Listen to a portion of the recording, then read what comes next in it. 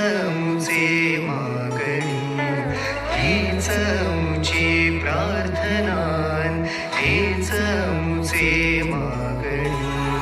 माणसाने माणसाशी माणसास मागणी.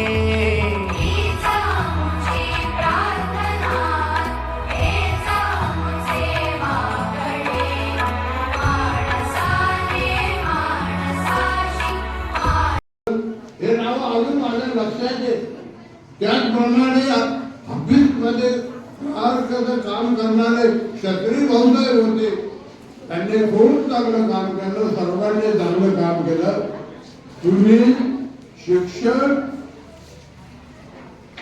जास्तीत जास्त शिका आणि सर शिकवत असताना तुम्हाला माझी हात धरून नम्र विनंती आहे की सर शिकवत असताना सराकडं आपले कान आणि मन पूर्ण लावा.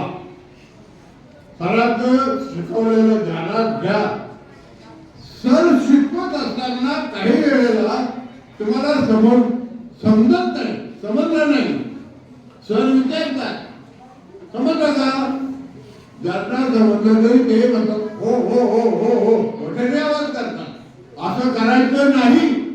हे माझी तुम्हाला नम्र विनंती आहे विद्यार्थ्यांनो. तुम्हाला जर समजलं नाही सरांना आडवंच व्हायचं. सरांनी तुम्हाला शिक्षा केली तरी चालेल, त्याच्यात आनंद आहे. सरांच्या हृदयामध्ये तुम्ही बसले पाहिजे आणि तुमच्या हृदयामध्ये सर बसले पाहिजे. अशा रीतीने शिक्षण काम खूप चांगलं आहे, त्याबद्दल मला काही शंका नाही. माझं तुम्हाला फक्त एवढीच विनंती आहे की तुम्ही चांगल्या रीतीने शिका. भाषा तुम्हाला आता ही मराठी माध्यमाची शाळा आहे, आधीपासून तिथे इंग्रजी आहे, पुढे हिंदी आहे, 3 भाषा तरी आहे. पण मी तुम्हाला सांगतो 3 भाषेचं ग्रामर एकच आहे आणि याकरता ग्रामर चांगलं करा. मराठीचं व्याकरण चांगलं करा. पूर्वी म्हणत होते इंग्रजी हे वाघिणीचं दूध मध्ये आहे म्हणायचे, परंतु त्याला ज्ञानेश्वर महाराजांनी उत्तर दिलंय माझा मराठाची बोलू मला वाटते अमित अमृत आतेही पैदा देते. एवढी आपली मराठी भाषा कमकुवत नाहीये. आज मराठी भाषेमध्ये जेवढं ज्ञान आहे, संस्कृत भाषेमध्ये जेवढं ज्ञान आहे, एवढं ज्ञान जगात चाललंय आपल्या भारतात. आणि आज हा छोटा कृष्ण पाहिल्यामुळे मला आठवण येते. कृष्ण पाहिलं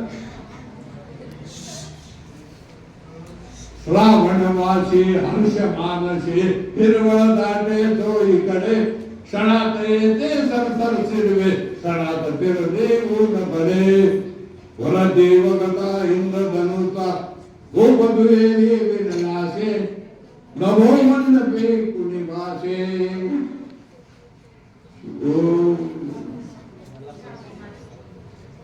कृष्ण मग मुलांना सांगतो बरी वत्स सोडा तनायाची पाणी तया पादुनिया म्हणे चक्र पाणी बसुनी हे कळी करू भोजनाते म्हणून बहुत पंक्ती मंडलाकार केल्या हरिवदन पाया सर्व दृष्टी भुकेल्या म्हणून बहुत पंक्ती मंडलाकार केल्या वदे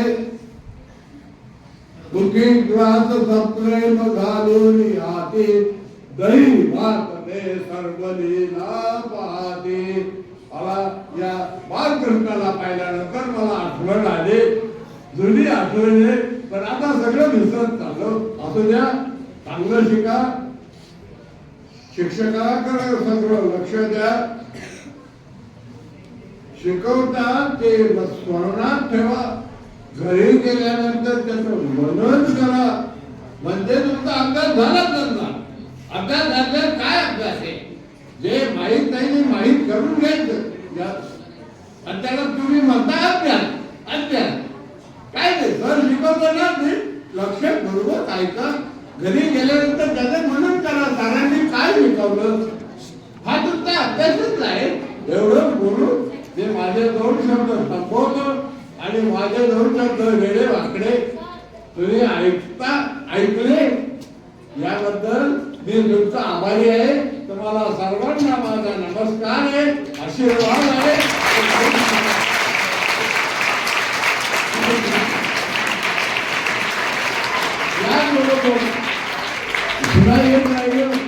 की आज तुम्हाला हे जे बक्षीस दिलेलं आहे हे बक्षीस हरेंची माजी विद्यार्थिनी सुवर्णा विखणकर हिने तुम्हाला हे बक्षीस पाठवून दिलेलं आहे.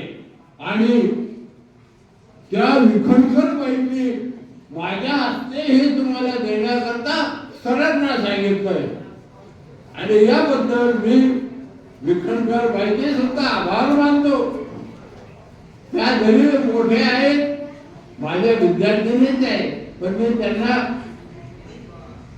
काळे म्हणून बोलणार नाही कारण आता ते वरच्या स्तरावर गेले आणि त्यांचे मी आभार मानतो. एवढं बोलून माझ्या 2 शब्द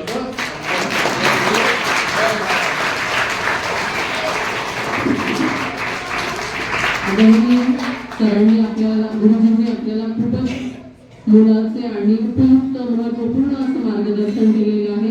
आमचे विद्यार्थी नक्कीच सरांनी दिलेल्या सर्व अभ्यास विषयक सूचनांचं पालन करतील आणि खूप मोठे होतील, शिकतील असे मी त्यांना ग्वाही देते. त्यानंतर आपल्या ओझर केंद्राचे अधीक्षक माननीय श्री के.एन. पाटील सर यांना मी विनंती करते की त्यांनी अध्यक्ष भाषण करावे.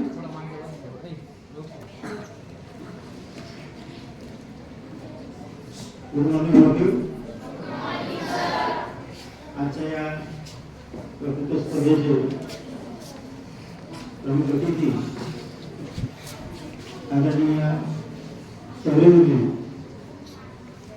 या शाळेचे मुख्याध्यापक श्री कगारे सर, पर्यवेक्षक श्री ब्राह्मणे सर, सर्व सहकारी शिक्षक आणि विद्यार्थी मित्रांनो, आताच तुम्ही सौरभजींचं भाषण ऐकत असेल. मला माझे तुमच्यासारखे शाळेत दिवस आठवले. त्यांनी जी कविता म्हटली ती आम्हाला अभ्यासाला होती. तर आपल्या शाळेच्या माझी विद्यार्थिनी सुवर्ण विखणकर यांनी आपल्या गुरुबद्दलची कृतज्ञता व्यक्त करण्यासाठी, त्यांचा सन्मान करण्यासाठी, त्यांच्या सन्मानार्थ अतिशय चांगल्या विषयावर रामायण आणि महाभारत, श्रीराम, श्री प्रभू रामचंद्र आणि श्रीकृष्ण याच्यावरती वक्तृत्व स्पर्धेचं आयोजन या ठिकाणी केलेलं आहे. आणि त्यांनी आपल्या गुरूंबद्दलची त्या ठिकाणी कृतज्ञता व्यक्त केलेली आहे. सौरभजींचं भाषण मी ऐकलं असेल, वर्षी 90, पण अजूनही त्यांच्यात शिक्षण जागेवरती आहे. आणि शिक्षण ही अशी प्रक्रिया आहे की मरेपर्यंत ते शिक्षण चालू राहतं, तो शिक्षकच राहतो. आणि सरांनी आम्ही ऑफिसमधून आल्यापासून त्याच्या जुन्या आठवणींना उजाळा केलेला आहे. आमचं ऑफिस कुठे भरायचं, आमचे माझा वर्ग कुठे असायचा, मी या शाळेचा इतिहास काय आहे हे सर्व त्यांना माहिती आहे. वर्ष 90 आपण कल्पना करू शकत नाही की आपण एवढं वर्ष जगू किंवा नाही.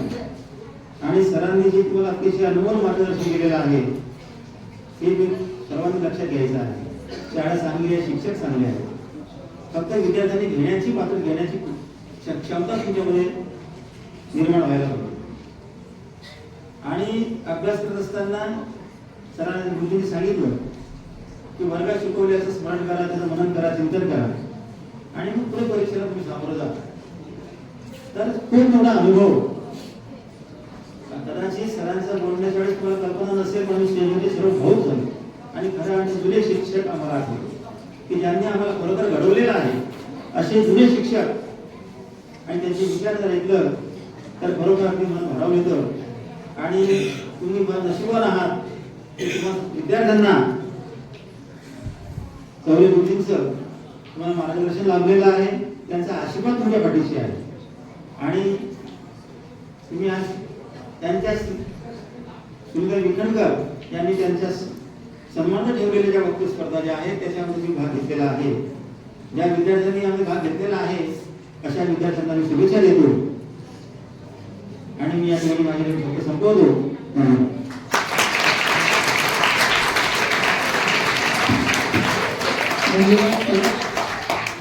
यानंतर मी सर्व मान्यवरांना विनंती करते की त्यांनी समोरील आसनांवर स्थानापन्न व्हावे. नववी क आणि रामलल्लाच्या भूमिकेमध्ये येत आहे कुमार ईश्वर गायकवाड, इयत्ता 5वी मधील विद्यार्थी.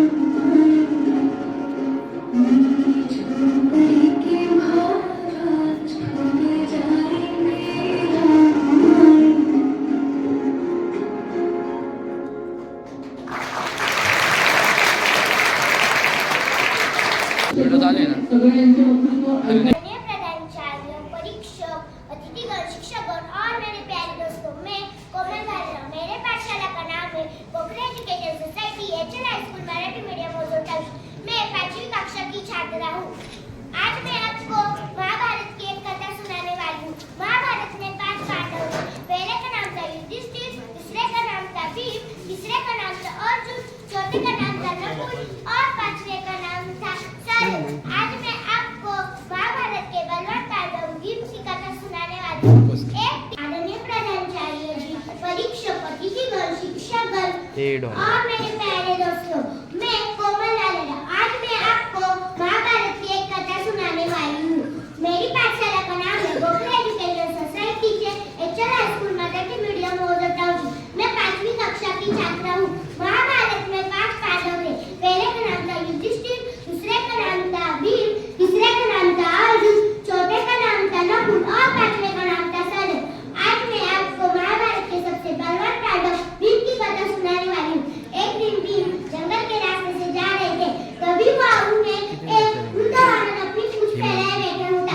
वो उस वृद्ध वानर से कहते हैं कि कृपया अपनी पूंछ हटाइए। सुना नहीं क्या? कृपया अपनी पूंछ हटाइए। फिर वृद्ध वानर कहता है, राम का नाम लेकर मुझे विश्राम करने दो। फिर भीम कहते हैं, कुछ हटाते हो क्या? उठाकर फेंक दूं। फिर वृद्ध वानर कहता है, हटा दो भैया, हटा दो भाई। मेरी भी यह अभिलाषा है कि कोई मेरी पूंछ हटा दे। फिर भीम जोर लगाकर पूंछ उठाने लगता है। उससे वो पूंछ उठाई जाती नहीं। फिर वृद्ध वानर कहता है, अरे भैया इतने हट्टे कट्टे तो दिखते हो, पूंछ नहीं उठाई जाती। फिर भीम हाथ जोड़कर कहता है, क्षमा चाहता हूँ, आप कौन है? फिर वृद्ध वानर कहता है, आप मेरी पूंछ गुजरकर चले जाइए। फिर भीम कहता है, ऐसा कैसा चले जाओ? आप तो कोई साधारण वानर नहीं है। आप कौन है? आपका परिचय दीजिए और अपने दर्शन दीजिए। फिर वृद्ध वानर कहता है कि सेवक के दर्शन लेने से पहले प्रभु के दर्शन की अभिलाषा करो। फिर भीम को समझ आता है ये कौन है। फिर भीम कहते हैं, तो आप कौन? पुत्र हनुमान है। जय हनुमान ज्ञान गुण सागर, जय कपीस तिहु लोक उजागर, रामदूत अतुलित बल धामा, अंजनी पुत्र पवन सुत नामा। फिर हनुमान अपने असली रूप में आकर कहते हैं कि यदि मैं पवन पुत्र हनुमान नहीं होता तो तुम्हें बार बार भैया क्यों कहता? फिर भीम कहता है कि किंतु आप मुझे इस रूप में क्यों मिले? फिर हनुमान कहते हैं कि मुझे तुम्हें यह शिक्षा देनी थी भीम कि निर्गुण और बुद्ध का आदर करना चाहिए और यह भी सिखाना था कि जो आंखें देखती केवल उतना ही सत्य नहीं होता, सत्य तो हरम से बड़ा होता है। तुमने देखा कि एक वृद्ध वानर तुम्हारे बल पर कसकर चुनौती दे रहे और वो चुनौती तुमने स्वीकार कर ली। फिर भीम बोलता है, क्षमा चाहता हूँ, अभी यह भूल कभी नहीं होगी। फिर हनुमान कहते हैं, ठीक है अब तुम जाओ। फिर भीम कहता है कि मेरा निवास यहाँ से अधिक दूर नहीं है, आप वहाँ चलकर विश्राम कर लीजिए और मेरे भाइयों को भी आशीर्वाद देना। फिर हनुमान कहते हैं, मेरा आशीर्वाद तो सदैव तुम्हारे साथ है। फिर भीम कहते हैं, और चलकर हम युद्ध में गिरफ्तार, क्योंकि हम एक महायुद्ध की तैयारी कर रहे हैं। फिर तुमने तो रावण और मेघनाद जैसे महायोद्धाओं को हराया था। फिर हनुमान कहते हैं, मैंने युद्ध अवश्य किया था पर जीत हुई थी श्री राम की। सत्य और असत्य की लड़ाई होती तब जीत हुई थी, होती है सत्य की और पराजय असत्य का। इसीलिए सत्य को जानो और उसे दोनों हाथों से पकड़े रहो, यह युद्ध नीति है। यह कहकर हनुमान चले जाते हैं। धन्यवाद। सुंदर अशी कथा सांगितली. यानंतर श्रेया ज्ञानेश्वर महाजन, इयत्ता 5वीची विद्यार्थिनी. नमस्कार, माझे नाव श्रेया ज्ञानेश्वर महाजन आहे. मी आता 5वी मध्ये शिकणारी विद्यार्थिनी. आज मी तुम्हाला रामायण लंकादहन ही गोष्ट सांगणार आहे. ती तुम्ही शांतचित्ताने ऐकावी अशी माझी विनंती. एकदा राम आणि लक्ष्मण वानरसेनाबरोबर सीतामाताला शोधायला गेले. ते सीतामाताला शोधत दक्षिण डोंगरावर जाऊन पोहोचले आणि तिथे लांबपर्यंत पाणी होते. तिथे दुसरे काहीच दिसत नव्हते. तेव्हा हनुमान समुद्रावरून उडून सीतामाताला शोधायला गेले. ते सीतामाताला शोधत लंका पोहोचले आणि लंका पोहोचून तिथे मनातल्या मनात विचार करू लागले. तेव्हा त्या पडल्या पण त्यांना अशुकटिका दिसली. तेव्हा ते अशुकटिकेत गेले आणि सीतामाताला तिथे शोधू लागले. तेव्हा त्यांना झाडाखाली दुःखी बाई बसलेली दिसली. तेव्हा ते मनातल्या मनात विचार करू लागले, ह्याच असतील त्या सीतामाता. तेव्हा हनुमान त्यांच्या जवळ गेले. सीतामाता घाबरल्या आणि विचारलं, तू कोण आहेस? तुला कोणी पाठवलं आहे? तेव्हा हनुमान म्हणाले, मी रामदूत हनुमान आहे. मला प्रभू श्री रामांनी पाठवलाय. तेव्हा सीतामाता म्हणाल्या, तू रामदूत असूच शकत नाही. तू रावणाचा एखादा मायकी राक्षस आहे जो वेश बदलून आला आहे. तेव्हा हनुमानांनी ही गोष्ट ऐकल्यावर आपल्या जवळ असलेली अंगठी दाखवली आणि म्हणाले, तुम्ही मला तर नाही ओळखू शकत, पण या अंगठीला तर ओळखता ना? तुम्ही मला नाही ओळखू शकत, पण या अंगठीला तर ओळखता ना? तेव्हा सीतामाता म्हणाल्या, ही तर माझ्या प्रभूंचीच अंगठी आहे. ही तर माझ्या प्रभूंचीच अंगठी आहे. तेव्हा हनुमान म्हणाले, त्यांनी मला ही तुम्हाला द्यायला लावली आहे आणि त्यांनी हेही सांगायला लावलं आहे की ते तुम्हाला इथून लवकरच मुक्त करून देणार आहे. तेव्हा सीतामाता म्हणाल्या, हा छोडा मणी घ्या आणि त्यांना द्या आणि त्यांना हेही सांगा की त्यांची सीता त्यांची वाट बघत आहे. त्यांची सीता त्यांची वाट बघत आहे. तेव्हा हनुमानांनी तो छोडा मणी घेतला आणि ते सीतामाताला विचारलं, तुमची आज्ञा असेल तर मी येथील काही फळं खाऊ शकतो का? तेव्हा सीतामाता म्हणाल्या, तुम्हाला जेवढे फळं हवे असतील तेवढे फळं खा. तुम्हाला जेवढे फळं हवे असतील तेवढे फळं खा. तेव्हा हनुमानांनी सीतामाताची आज्ञा घेतली आणि ते फळं तोडायला गेले. ते फळं तोडत एका झाडावरून दुसऱ्या झाडावर फुलाट्या मारला. ते फुलाट्या मारत त्यांनी अशुकटिकेतील खूप काही झाडं नष्ट करून टाकले. हे बघून तिथले काही राक्षस आले आणि त्यातील एक राक्षस म्हणाला, अरे माकडा. तेव्हा हनुमान म्हणाले, तू मला खाण्यापासून थांबवतोयस. तेव्हा हनुमानांनी त्याला उचललं आणि खाली पटकलं. तेव्हा तो ओरडायला लागला, वाचवा लंकेश वाचवा. ही बातमी जेव्हा लंकेशकडे पोहोचली, लंकेश म्हणजेच लंकेचा राजा रावण रावणाकडे पोहोचली. रावण क्रोधित झाला आणि आपल्या पुत्राला म्हणाला, पुत्र अक्षय, तू जा आणि त्या उत्तंड माकडाला धरून इथे आण. मी त्याला दंड देणार आहे. तेव्हा अक्षय म्हणाला, जी पिताश्री आज्ञा. अक्षय काही राक्षसांबरोबर अशुकटिकेला गेला. तो अशुकटिकेला गेल्यानंतर हनुमानांना म्हणाला, आता तुझी मृत्यू जवळ आली आहे. तू माझ्यासोबत दरबारात जायला तयार हो. तेव्हा हनुमान म्हणाले, आता तर तुझी मृत्यू जवळ आली आहे. तू यमराजकडे जाण्यासाठी तयार हो. तेव्हा हनुमानाने त्याचे पाय धरले आणि त्याला खाली आपटलं. त्याची मृत्यू झाली. तेव्हा ही बातमी जेव्हा रावणाकडे पोहोचली, तो भयंकर क्रोधित झाला आणि आपल्या मोठ्या पुत्राला म्हणाला, पुत्र मेघनाथ, तू जा आणि त्या माकडाला धरून इथे आण. त्याने माझ्या पुत्राची हत्या केली आहे. मी स्वतः त्याला दंड देणार आहे. तेव्हा मेघनाथ म्हणाला, जी पिताश्री आज्ञा. तेव्हा मेघनाथ काही राक्षसांबरोबर अशुकटिकेला गेला आणि हनुमानांनी त्याला पाहिलं. हनुमान म्हणाले, मला विचार करू दे, हा तर कुणी मोठा योद्धा दिसतोय मला. तर काय झालं, मी पण रामभक्त हनुमान आहे. तेव्हा हनुमानांनी एक झाड उचलले आणि त्याच्याकडे फेकले. ते झाड त्याच्यावर जाऊन पडले आणि तो बेशुद्ध होऊन खाली पडला. तो काही क्षणानंतर त्याचे डोळे उघडले आणि तो हनुमानांसोबत युद्ध करायला उभा राहिला. त्याने ब्रह्मास्त्राचं आवाहन केलं, ओम ब्रह्मास्त्राय नमः, ओम ब्रह्मास्त्राय नमः. तेव्हा त्याने ब्रह्मास्त्राचा उपयोग केला. तेव्हा हनुमान मनातल्या मनात विचार करू लागले, हे तर ब्रह्मास्त्र आहे. मी याला थांबवून ब्रह्मजीचा अपमान नाही करू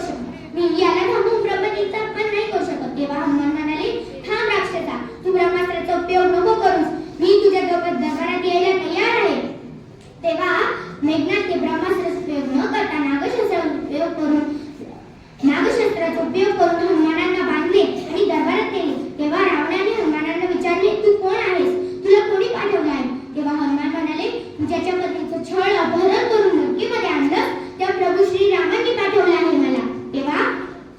तेव्हा रावण म्हणाला, तू मला खूप काही सांगतोय. आता तुझी मृत्यू जवळ आली आहे. तेव्हा हनुमान म्हणाले, आता तर तुझी मृत्यू जवळ आली आहे. आता पण वेळ आहे. तू प्रभू श्री रामांचे पाय धर, त्यांची माफी माग. तेव्हा रावण म्हणाला, आताच मी सैनिकांना आज्ञा देतो की तुला मारून टाकायला. तेव्हा सभेत बसलेला रावणाचा भाऊ उठला आणि म्हणाला, हे दूत आहेत, आपण यांना नाही मारू शकत. तेव्हा रावण म्हणाला, मी याच्यासाठी नियमाच्या विरुद्ध नाही जाऊ शकत.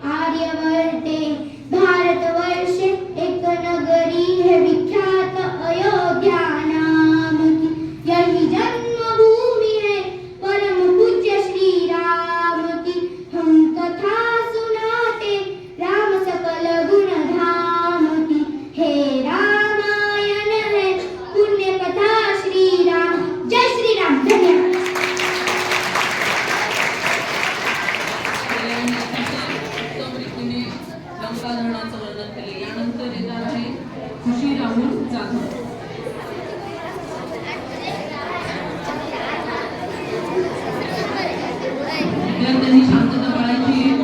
बोलायचं नाही. सन्माननीय व्यासपीठ, आदरणीय पूज्यपाद, पूज्यराव गौतम परीक्षक व येथे जमलेल्या माझ्या मित्रमंडळी. नमस्कार, मी खुशीराम जाधव, इयत्ता 7वीत शिकते. मी आज तुम्हाला श्रीरामाची खालता ही गोष्ट सांगणार आहे. ती तुम्ही शांतचित्ताने ऐकावी अशी माझी नम्र विनंती. ही त्यावेळची गोष्ट आहे जेव्हा श्रीरामाची वानरसेना समुद्र किनाऱ्यावर सेतू बांधण्याचं काम करत होती. विशाल राम सेतू निर्माण करण्यासाठी वानरसेनेतला एक सेवक प्रत्येक दगडावर नाम लिहून ते पाण्यात टाकत होता. आता मी तुमच्या समोर एक गाणं सादर करीत आहे. सेतू बांधारे, सेतू बांधारे, सेतू बांधारे, सेतू बांधारे, सेतू बांधारे सागरी, सेतू बांधारे सागरी, सेतू बांधारे सागरी. सियावर रामचंद्र की जय. सेतू बांधारे, सेतू बांधारे, सेतू बांधारे, सेतू बांधारे, सेतू बांधारे सागरी, सेतू बांधारे सागरी, सेतू बांधारे सागरी. सियावर रामचंद्र की जय. गिरिराजांचे देह निखळूनी, गजांग छात्या शिळा उचलूनी. गिरिराजांचे देह निखळूनी, गजांग छात्या शिळा उचलूनी. जलतल्या रे जवे ढकलूनी, जलतल्या रे जवे ढकलूनी. सेतू बंधने जोडून ओढा, सेतू बंधने जोडून ओढा, समीप लंकापुरी. सेतू बांधारे सागरी, सेतू बांधारे सागरी, सेतू बांधारे सागरी. सियावर रामचंद्र की जय. आता मी पुन्हा माझ्या गोष्टीकडे वळते. ही सगळी वानरांची गडबड एक छोटीशी खालताय पाहिली. तिने ठरवलं आपण तर श्रीरामांना मदत करावी. मग तिने विचार केला, मी तर एवढीशी छोटी, मला कशी श्रीरामांना मदत करता येईल. मग तिने काय केलं, ती जवळच्या वाळूमध्ये गेली, गडाबडा लावली, जेणेकरून ती ओली वाळू तिच्या अंगाला चिटकली. ती पुन्हा तुरी तुरी तुरी तुरी धावत सेतूवर गेली. तिने तिथे जाऊन तिचं अंग चिटकली. जी ओली वाळू तिच्या अंगाला चिकटली होती ना, ती पुन्हा सेतूवर जाऊन पडली. तिने म्हटलं, अरे चा, चांगली कल्पना आहे, मी तर अशीच वाळू आणून हा पूल चांगलं भक्कम करेल. ती पुन्हा गेली, ती पुन्हा गडाबड लोळली. ती वाळू तिच्या अंगाला पुन्हा चिकटली. ती पुन्हा तुरी तुरी तुरी धावत सेतूवर गेली. तिने तिथे जाऊन तिचं अंग चिटकलं. हे सगळं तिने खूप वेळा केलं. हे सगळं एका वानराने बघितलं. त्याने आसपासच्या वानरांना गोळा करून ते सगळे खूप हसत होते. तिला काही कळेनाच की हे सगळेजण माझ्यावर का हसताय. मग तिने विचारलं वानराला, तुम्ही का हसताय. हा तुम्ही का हसताय. तर त्यातला एक वानर म्हणाला, काहीतरी वेडगळपणा. अगं खालताय, तू जर असंच करत राहील तर कधी आमचं पूल बांधून होणार, कधी आम्ही लंकेत जाणार. वेडगळपणा. खालताई थोडीशी मुसली. इतक्या हा सगळा प्रकार श्रीराम लांबून पाहतो. श्रीराम जवळ आले आणि ते वानरांना उद्देशून म्हणाले की मंडळी, एक नेहमी लक्षात ठेवा, काम कितीही छोटं किंवा कितीही मोठं असू द्या, काम करणारा कोणत्या उद्देशाने आणि किती मनापासून करतो यावरून त्याची मान्यता ठरते. आता ही छोटीशी खालताय बघा ना, तिच्या युक्तीनुसार, तिच्या शक्तीनुसार तिला जे सुचलं ते तिने केलं. ती प्रत्येक यज्ञामध्ये अगदी थोडीशी वाळू सेकंद जरी असे वरून टाकत असली तरी या कामात तिचा खूप मोठा वाटा. श्रीराम म्हणाले, अरे तिला हसू नका, तिला उलट काम करू द्या. हे ऐकून मात्र हरताईच्या आनंद गगनात मावेनासा झाला का. हरताई म्हणाली, रामराया, मला पण तुम्ही काहीतरी आशीर्वाद द्या ना. मग श्रीरामाने आपले कोमल हात तिच्या पाठीवर फिरवले. तुम्हाला एक माहिती आहे का बालमित्रांनो, हरताईच्या अंगावरचे पट्टे तिला केव्हापासून मिळाले. जेव्हापासून तिला श्रीरामाने आशीर्वाद दिला तेव्हापासून हरताईच्या अंगावरचे पट्टे तिला मिळाले. हरताईच्या अंगावरचे पट्टे. ती पुन्हा काम करत राहिली. धन्यवाद. त्यानंतर आपल्याला कथा सांगण्यासाठी येत आहे आदित्य राष्ट्रपाल घेवळे.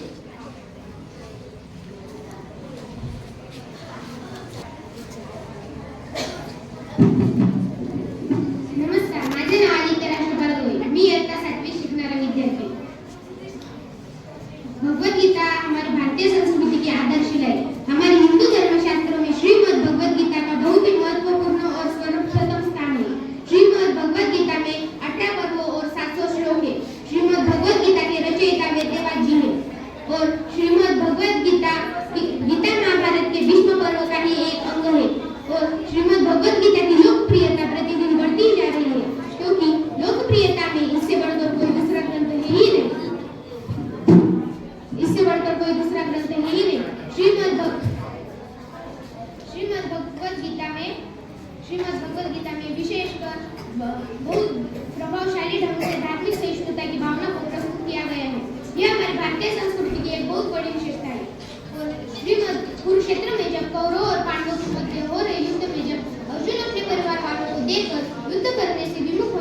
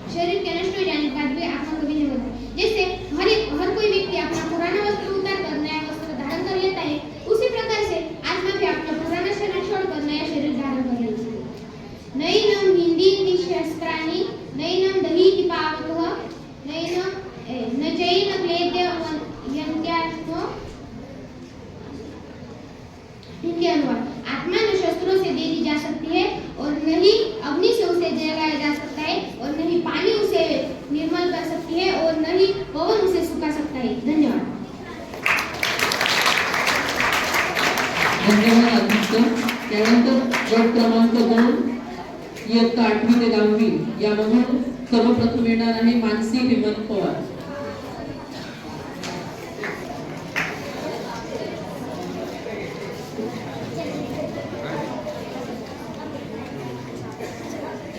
मानवतेची आशा गीता विश्व कवितेची भाषा गीता.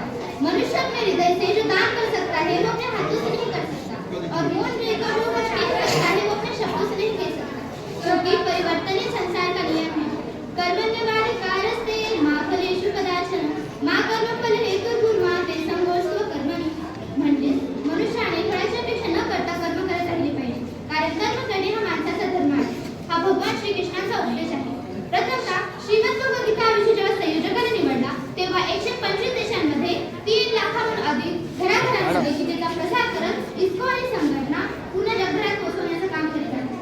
मोक्षशास्त्र, गीतोपनिषद, योगोपनिषद, तत्वज्ञान, गंगा, गायत्री, सत्या, सरस्वती, ब्रह्मविद्या, ब्रह्मविद्या, त्रिसंध्या, मुक्तगेहिनी, अर्धमात्रा, चिदानंदा, भोगनी, भयनाशिनी, तत्वार्थ ज्ञानमंजरी, परा, गीता, अनंता, सीता अशा असंख्य नावाने ओळखली जाणारी तसेच वैदिक धर्मग्रंथ ऋग्वेद, सामवेद, अथर्ववेद, यजुर्वेद तसेच अनेक उपनिषदे, महाकाव्य, महाभारत. भगवान श्रीकृष्णाने अर्जुनाला दिलेला जीवनाबद्दलचा उपदेश म्हणजे श्रीमद भगवद्गीता. स्वामी विवेकानंदांपासून ते आचार्य विनोबा भावे यांनी केलेले गीताचे मराठी ओळीबद्ध भाषांतर तसेच 1600 देश व 3 लाखांहून अधिक घराघरांमध्ये गीतेचा प्रसार करत आपले संपूर्ण आयुष्य गीता व स्वाध्याय परिवारात व्यतीत करणारे परमपूज्य श्री पांडुरंग शास्त्री आठवले दादांना स्वाध्याय परिवाराला प्रथमतः माझा जय योगेश.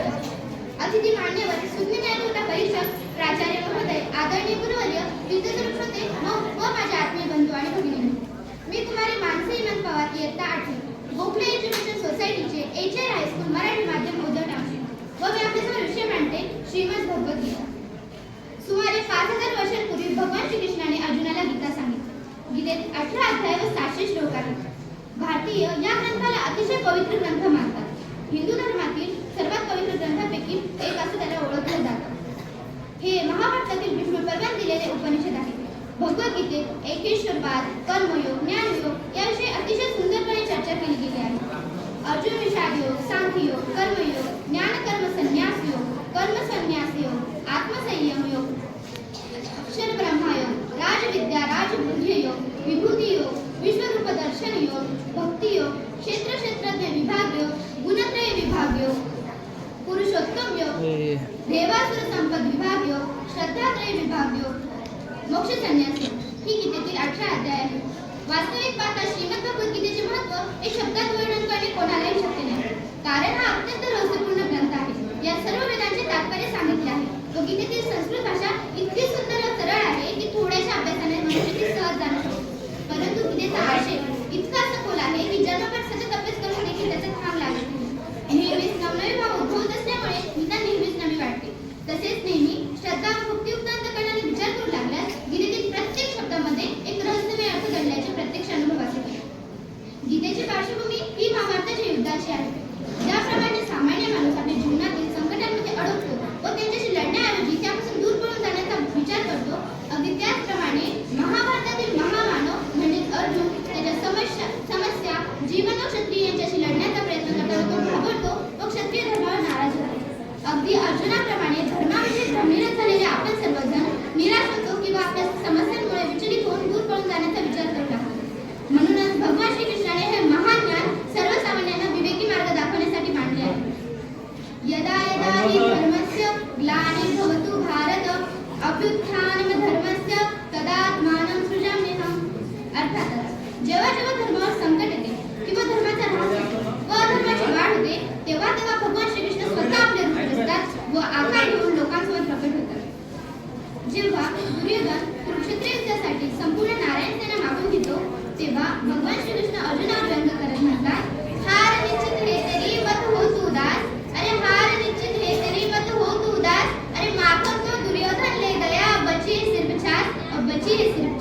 तेव्हा या व्यंगावर अर्जुन भगवान श्रीकृष्णांना म्हणतो, जीत मेरी निश्चित है मैं क्यों हो उदास, जीत निश्चित है मेरी मैं क्यों हो उदास, अरे माखन का मैं क्या करूंगा जब माखन चोर है मेरे पास, जब माखन चोर है मेरे पास.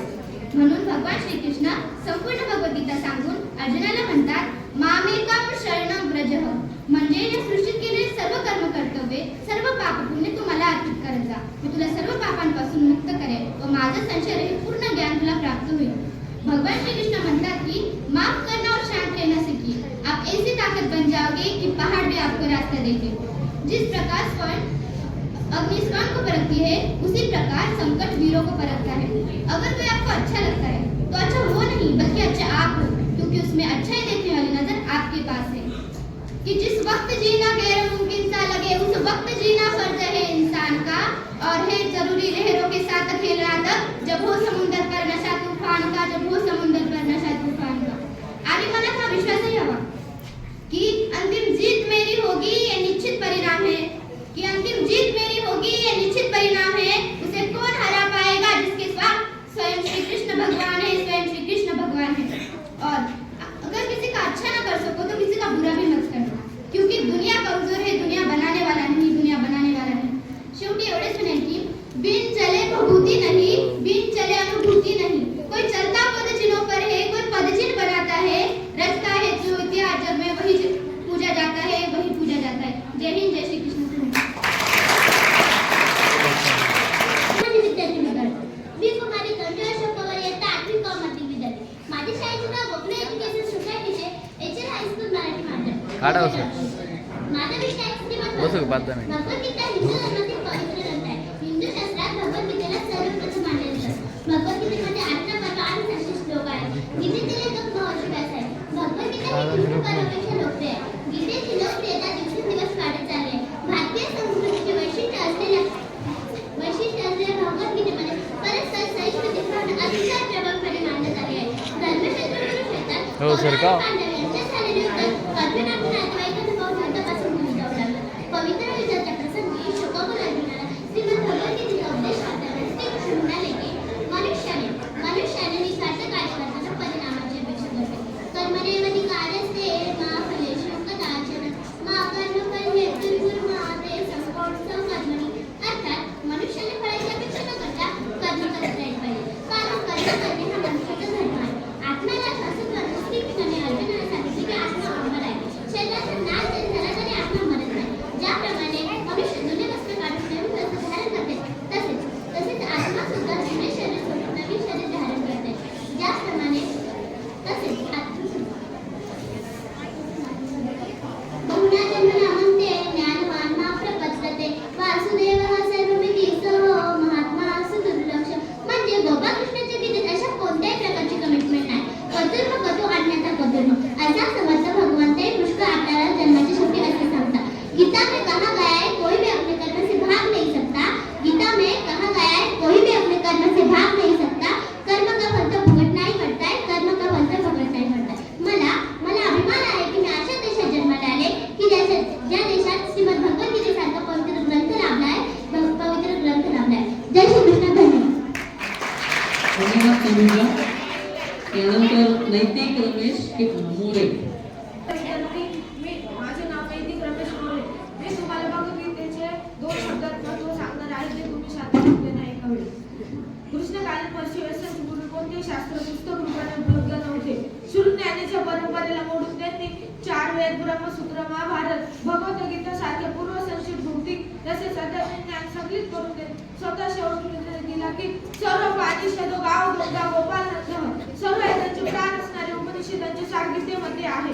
गीत रूपी गायचे बाबा श्रीकृष्णाने 2 केले व पंचे परमेश्वराचे दर्शन व्रत केले व सांगितले गीता सुगीता कर्तव्य. चांगल्या प्रकारे गीतेचे अध्यापन करून गीतेला हृदयात आत्मसात ठेवलेलं योग्य आहे. ती श्रीकृष्णाच्या मुखातून निष्पृत झालेली आणि इतर शास्त्रांचा संग्रह करण्याची काय आवश्यकता.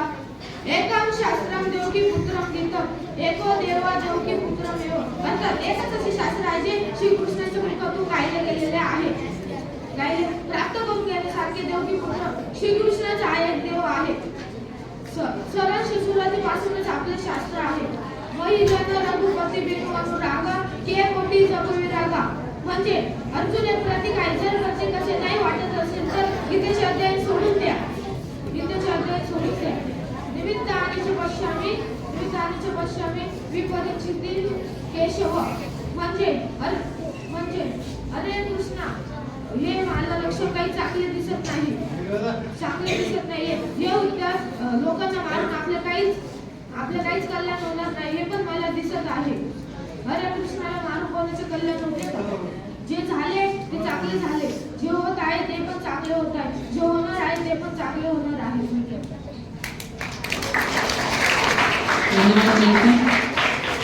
पुढील विद्यार्थी अंजली पुंडलिक पवार. वंदनीय गुरुजन आणि येथे जमलेल्या माझ्या मित्रमैत्रिणी सर्वांना माझा नमस्कार. माझे नाव अंजली पुंडलिक पवार, इयत्ता 9वी मधील शिकणारे विद्यार्थी. मी तुमच्या समोर विषय मांडते भगवद्गीतेचे आपल्या जीवनातील महत्त्व. भगवान श्रीकृष्णाने गीतेत म्हटले आहे की यदा यदा हि धर्मस्य ग्लानिर्भवति भारत धर्म संस्थापनार्थाय संभवामि युगे युगे. अर्थात जेव्हा जेव्हा धर्माचा व्याप आणि अधर्माचा प्रादुर्भाव होतो तेव्हा तेव्हा मी यथार्थ धर्माची संस्थापना करण्यासाठी अवतरत असतो. जेव्हा म्हणून ज्ञान व भक्ती शिकवण्याकरता आचार्याचे प्रयोजन होते त्यातच भगवान आचार्याच्या रूपाने अवतरत असतात. तेच यथार्थ गुरु होते. जग त्यांना अनुसरून अग्रेस बढ़ते. मायेने अंध झालेल्या विषयासक्त जीवांचे डोळे तेच उघडून देतात. एका प्रकारे तेच समस्त जगाच्या रूपाने विराजमान आहे. स्थावर जगत जे काही दिसते त्यांचेच रूप होय. दुसऱ्या प्रकारे ते सर्व जीवजंतूंच्या ठिकाणी चैतन्य रूपाने विद्यमान आहे. शिवाय अर्थात धर्म आणि शांती स्थापण्यासाठी ते जगद्गुरूच्या रूपाने अवतरत असतात. नद्याहात मायाधीश्वर म्हणून अवतीर्ण होऊन मायावर जीवांना मुक्तीचा खरा मार्ग दाखवित असतात. तेच भगवान प्रयोजनानुसार ज्ञानरूपात अवतीर्ण होतात. जेव्हा ज्या भावाची आवश्यकता असते तेव्हा त्याच भावात अवतीर्ण होऊन लोकोपदेश करत असतात. म्हणूनच आपल्या या भारत भूमीत ते अनेकदा अवतीर्ण होऊन अनेक प्रकारे उपदेश करून गेले आहे. म्हणूनच भारत सर्व प्रकारच्या ज्ञानांचा आगार होता. जेव्हा गरज पडली तेव्हा त्यांनी हात देऊन भारताला वर उचललेले आहे.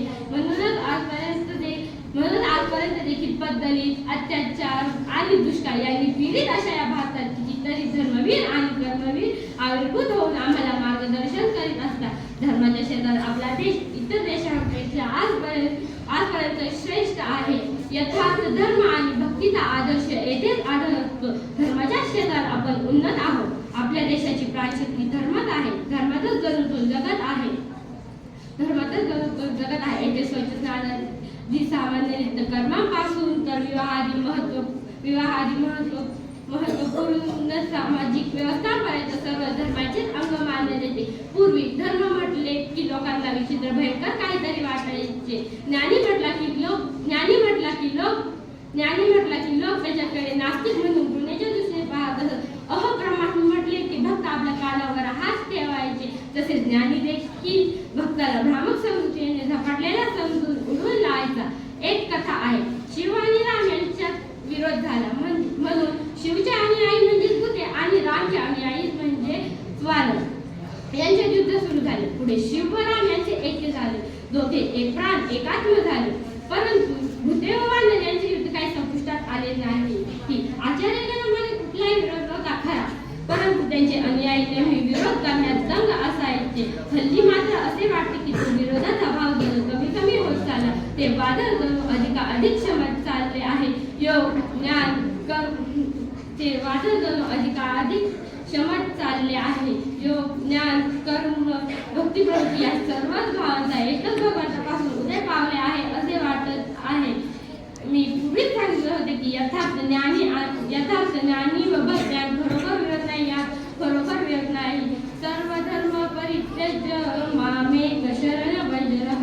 म्हणजेच मनमुख एक करून ईश्वराला शरणे, मनमुख एक करून ईश्वराला शरणे. आणखी एक गोष्ट आपण सारेच विसरून गेलो ती म्हणजे सर्वमूर्ती नारायण श्री रामकृष्ण देवरायाची. संसारात श्रीमंत घरच्या मालकाच्या मोलकरीने सारखे राहावे, कारण मोलकरीण मालकाच्या मुलाला स्वतःच्या मुलाप्रमाणे वाढवते. परंतु तिला ठाऊक असते की ज्या क्षणी तिला काढून टाकण्याचे त्या क्षणी तिला तेथून निघून जायला लागेल. अशा रीतीने संसाराला पत्नी पत्नीपुत्र आदींना ठेव म्हणून प्रभूंनी तुमच्याजवळ ठेवले आहे. ठेव म्हणून कशाला? पत्नीपुत्र आदी नाना रूपात तेच तुमची सेवा ग्रहण करीत असतात. तुम्ही जे काही करत असतात त्यायोगे त्यांचीच सेवा करीत आहात. तुम्ही भिकाऱ्याला एक पैसा किंवा भुकेल्याला जेव घालतात, त्यामध्ये भिकाऱ्याच्या व भुकेल्याच्या रूपात तेच तुमची सेवा ग्रहण करीत असतात. हाच भाव मनात ठेवून कर्म करा. अहंकाराचा त्याग करा. अहंकाराने सर्वनाश ओढावतो. या प्रकारे तुम्ही सर्वांच्या हृदयात जागे राहावे ही तुम्ही प्रभूंच्याशी मी प्रार्थना करते. गीता धनशील प्राणायाम परस्य च नैव सन्ति हि पापानि पूर्वजन्म कृतानि. अर्थात जर मनुष्याने भगवद्गीतेचे प्रामाणिकपणे पूर्ण गांभीर्याने अध्ययन केले तर प्रभूंच्या कृपेने त्याच्या पूर्वजन्मातील दुष्कर्मांचा त्याच्यावर किंचितही परिणाम होणार नाही. धन्यवाद. धन्यवाद अंजली. यानंतर पुढील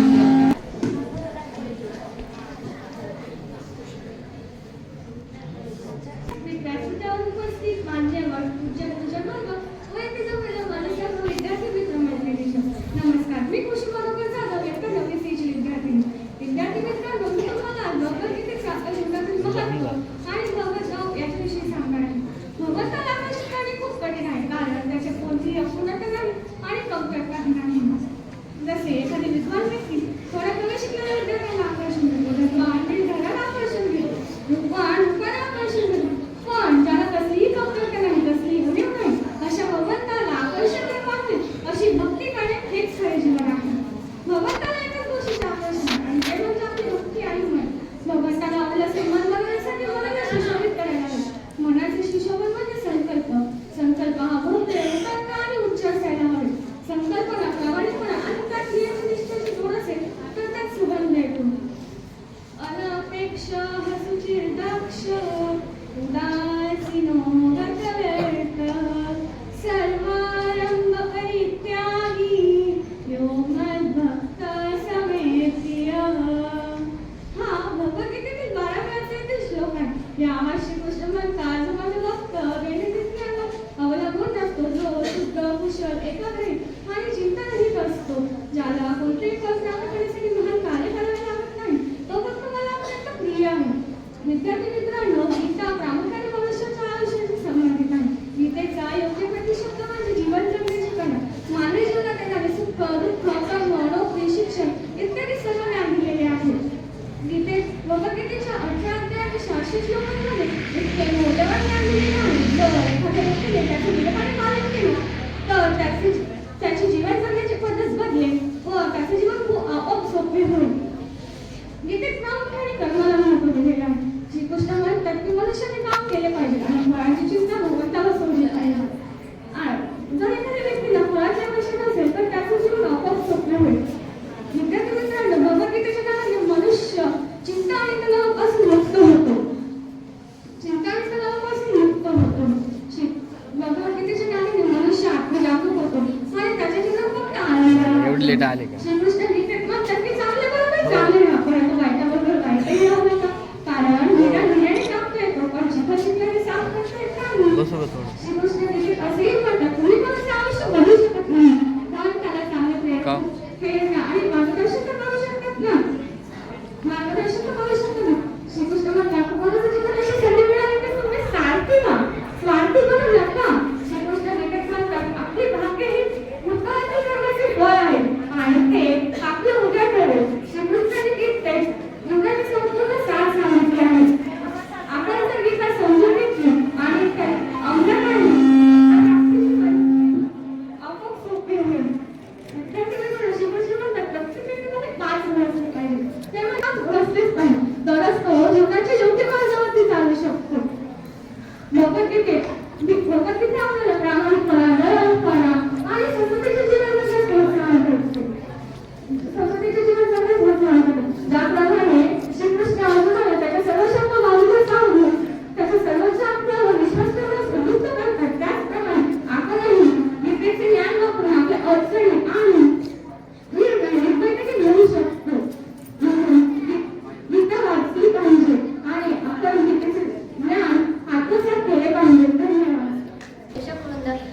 पहिलीला विद्यार्थी मित्रांनो, मी कुमारी संध्या संतोष गायकवाड इयत्ता 9वी क मध्ये शिकत असून या वक्तृत्व स्पर्धेचा माझा विषय आहे रामायण. रामायण हे वाल्मिकी ऋषीने रचलेले महाकाव्य असून हिंदू धर्मात त्याला एक पवित्र ग्रंथ मानले आहे. रामायणात 24,000 श्लोक असून ते 7 कांडांमध्ये विभागले आहे. रामायणाची मुख्य कथा ही अयोध्येचे राजपुत्र रामाची पत्नी सीतेचे रावणाकडून अपहरण आणि तत्पश्चात रामाकडून रावणाचे वध अशी आहे. रामायणाचा उल्लेख नीतिकथा, तात्विक व भक्ती संबंधित चर्चांमध्ये येतो. राम, सीता, लक्ष्मण, भरत, हनुमान व कथेचा खलनायक म्हणजेच रावण इत्यादी पात्रे भारतीय सांस्कृतिक प्रज्ञेचा हिस्सा बनली आहेत. रामायणाचा प्रभाव 8व्या शतकापासून भारतीय वसाहत असलेल्या आग्नेय आशियामधील इंडोनेशिया, थायलंड, मलेशिया, व्हिएतनाम व लाओस इत्यादी देशांच्या साहित्य, शिल्पकला, नाटक या माध्यमांवरही पडलेला आढळतो. राम हा नैतिक परिपूर्णतेचे मॉडेल असून त्याच्यासाठी किती पुत्र असतील जे आपल्या आई वडिलांची जिव्हाळी यासाठी आठवते. परंतु राम हा केवळ आदर्श पुत्रच नाही तर एक समर्पित पती, खरा भाऊ, खरा गुरु, एक कुशल योद्धा, एक महान शत्रू आणि आपल्या प्रजेच्या इच्छेचा आदर करून त्याग करण्यास सक्षम असणारा, अगदी त्याची प्रिय पत्नी देवी. राम हा राजे दशरथाचा ज्येष्ठ पुत्र होता.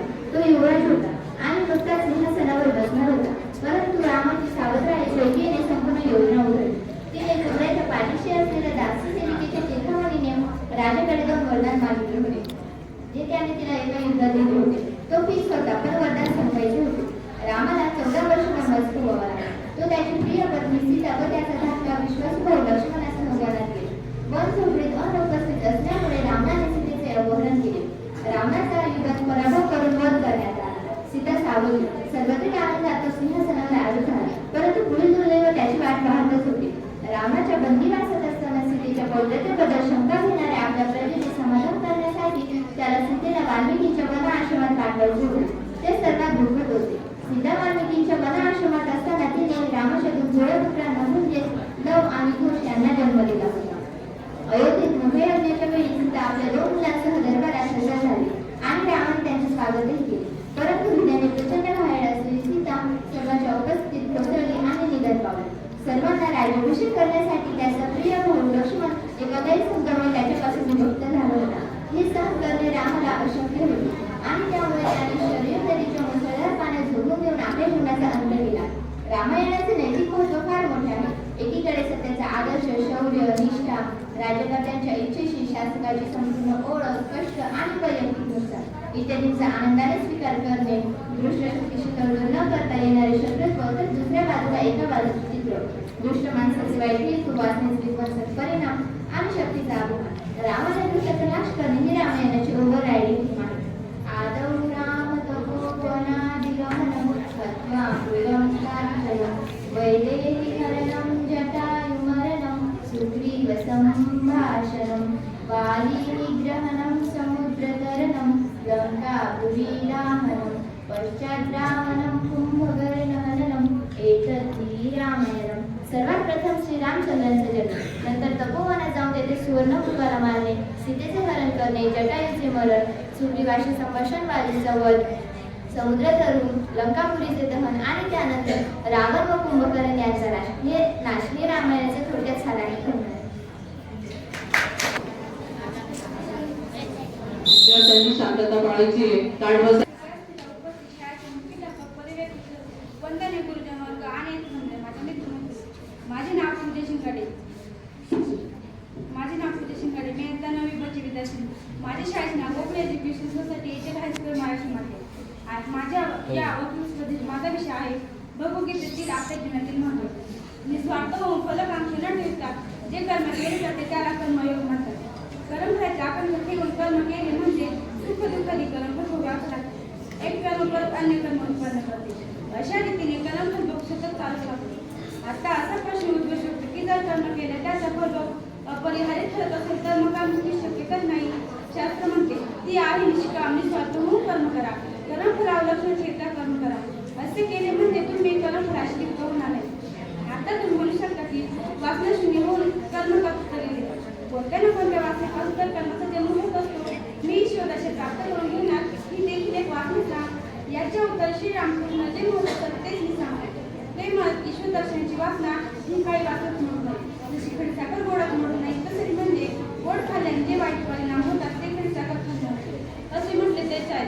मग का कर्म करत दोषास्पद आहे? कर्म का केवळ बंधन सांगते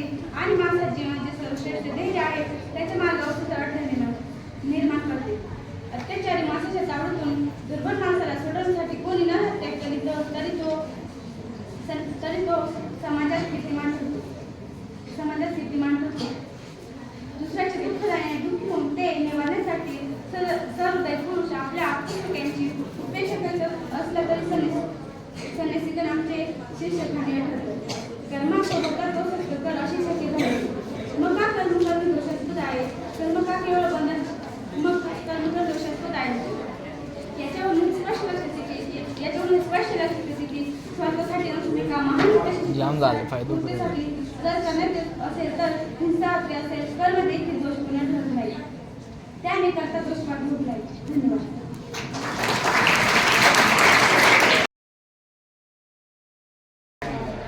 पार्टिसिपेट होते जे सहभाग घेणारे होते त्यांना 500 रुपये दिलेले आहेत. त्यांना ती विभागणी करून प्रत्येकाला ते दिले जाते. परंतु ज्या विद्यार्थ्यांचा प्रथम द्वितीय आणि तृतीय क्रमांक आलेला आहे उत्तेजनार्थ त्यांचा क्रमांक आलेला आहे अशा विद्यार्थ्यांना या ठिकाणी पाकिट दिलं जाईल. त्याच्यामध्ये लिहिलेलं आहे की बक्षिसाची रक्कम ऑफिस मध्ये पगारी सरांकडून घेऊन जायची. पण तो रक्कम नेण्यासाठी तुमच्या बरोबर कोणीतरी पालक येणं आवश्यक आहे. प्रमुख अतिथी चौधरी यांना विनंती करतो की त्यांनी आपल्या शुभ हस्ते या ठिकाणी बक्षिसांचं वितरण करावं. उत्तेजनार्थ आहे आदित्य राष्ट्रपाल गवई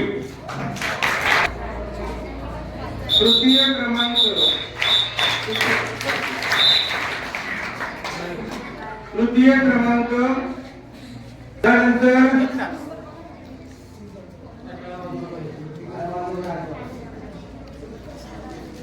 द्वितीय क्रमांक आहे कोमल विष्णू भालेराव.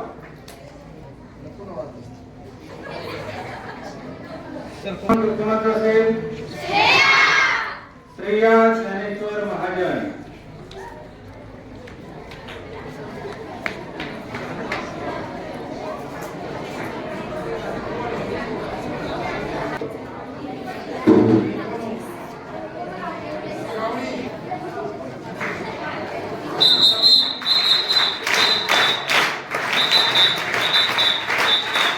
लगेच नैतिक येणार आहे.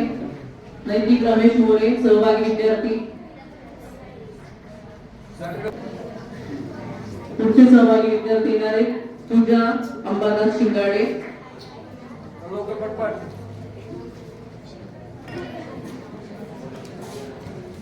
मी ब्राह्मणे सरांना विनंती करते की त्यांनी उत्तेजनार्थ विद्यार्थ्यांना बक्षीस द्यावे. अंजली पुंडलिक पवार. अंजली नंतर येणारे खुशी मधुकर जाधव.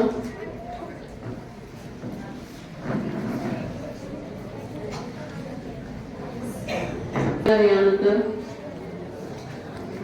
खुशी नंतर संध्या.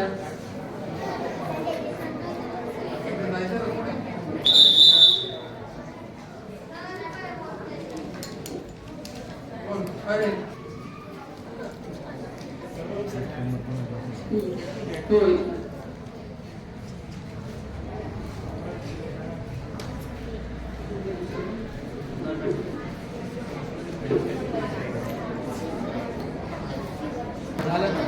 आणि प्रथम क्रमांकाचे पारितोषिक मिळवलेलं आहे आदित्य कृष्णा धोनार.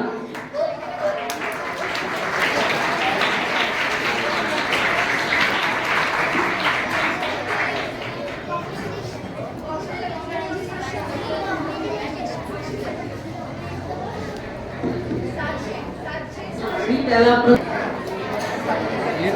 सर्व बक्षीस पात्र विद्यार्थ्यांनी व्यासपीठाच्या समोर उभं राहायचंय. फोटो काढायचा आहे. हो झाला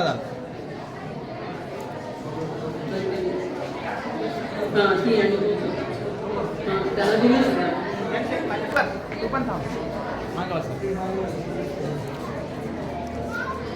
धन्यवाद सर. धन्यवाद नंदिनी. यानंतर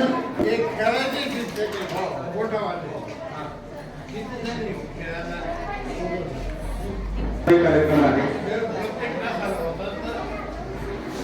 आपल्या विद्यालयाची माजी विद्यार्थिनी सुवर्णा भिखंकर हिने आपल्या गुरुजींचा सन्मान वाढवण्यासाठी आणि आपल्या गुरुच्या गुरुदक्षिणेसाठी हा कार्यक्रम आयोजित केलेला आहे. प्रथमतः तिचं विद्यालयाच्या वतीने मी हार्दिक आभार मानतो. त्याचबरोबर आजच्या कार्यक्रमाला प्रमुख अतिथी म्हणून तिचे गुरुजी या ठिकाणी चौरे गुरुजी या ठिकाणी उपस्थित झालेले आहेत. त्यांनी वेळात वेळ काढून आपला अमूल्य वेळ या ठिकाणी आपल्या कार्यक्रमासाठी दिला. आपलं अनुभव मार्गदर्शन त्यांनी विद्यार्थ्यांना केलं आणि या शाळेच्या काही आठवणींना उजाळा दिला. त्याबद्दल विद्यालयाच्या वतीनं मी त्यांचे हार्दिक आभार मानतो. त्याचप्रमाणे कार्यक्रमाला उपस्थित असलेले आपल्या ओझर केंद्राचे अधीक्षक सन्माननीय के.एन. पाटील सर यांचेही या निमित्ताने आभार मानतो. त्याचबरोबर हा कार्यक्रम घडवून आणण्यासाठी ज्यांनी आपल्याला मार्गदर्शन केलं आणि हा कार्यक्रम घडवून आणला, अतिशय सुंदर कार्यक्रम या ठिकाणी पार पडलेला आहे.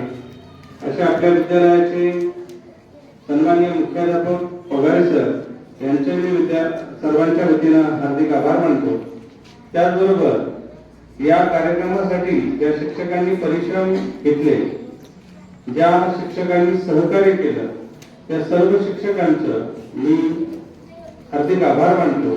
त्याचबरोबर ज्या विद्यार्थ्यांनी या कार्यक्रमामध्ये वक्तृत्व स्पर्धेमध्ये सहभाग घेतला आणि प्रथम, द्वितीय, तृतीय आणि उत्तेजनार्थ नवे सहभागाचं सुद्धा पारितोषिक मिळालं, अशा सर्व विद्यार्थ्यांना, सहभागी विद्यार्थ्यांचं मी स्वर्णा विखनकर यांच्यातर्फे हार्दिक आभार मानतो.